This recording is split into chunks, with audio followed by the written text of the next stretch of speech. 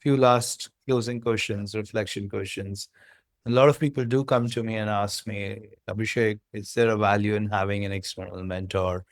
And I try to give them an honest answer, but mine is biased because of my position, obviously. What's your take on it? Reflect back truly and honestly about the process that we have lived through for what, about 3 years now. How was that useful, if at all? Where are the points where it could have improved more? Or when do you think a student would genuinely benefit with such a process? Or given the fact that AI is fairly advanced, information is pretty much available on fingertips, can he or she do that by himself, herself? In what scenarios can they do it by themselves? Throw some light on that and try to be honest rather than be biased. I promise you that I'll not cut it out. Yeah, so I would say, yes, having a mentor was extremely helpful. You would have your school counselor at school as well, but they're also stuck with a lot of kids. So having a single mentor that could really understand your profile would not only help you give insights as to what you can write in your essays, but the fact that they would understand you a lot better and your profile a lot better does help in giving new ideas and a more nuanced approach to just like where you should apply, how to write your essays. And I feel like it's more specific, which is really helpful. And you helped me almost with every process that I went through. Like you helped me straight from choosing the universities and finding the ones that were the best fit for me after understanding my profile, and then also going through the essays, and then even with the small nitty-gritty things like I couldn't navigate Common App, so you would help with that. So obviously you could go to your university counselor for that, but I believe it would take more time. So I think having a mentor was really useful throughout this journey, and we worked really closely on the essay together. And I guess because you can't write the essay for me, but all the ideas that you gave were really helpful. And I feel like having the mentor helps in that regard because the ideas, they're obviously a bit more experienced within the university side of applications, and they probably have a more detailed experience with other students, and they're able to latch onto lots of unique ideas, which can help you as well. Whereas for the university counselor, I would say they have also worked with a lot of students, but it might be more surface level. That's all. And about the phase which was prior to the application process, when we were thinking about the projects that you could do, which could add on to your profile, your persona. Any specific thoughts on that in terms of what kind of help you received, how it could become better?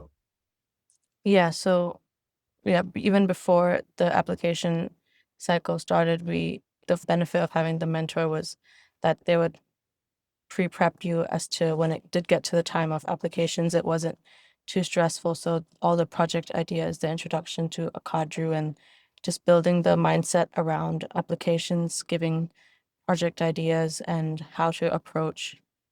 I remember we did this mindset task where it was like breaking down the task of applying to college into lots of different flowchart pieces.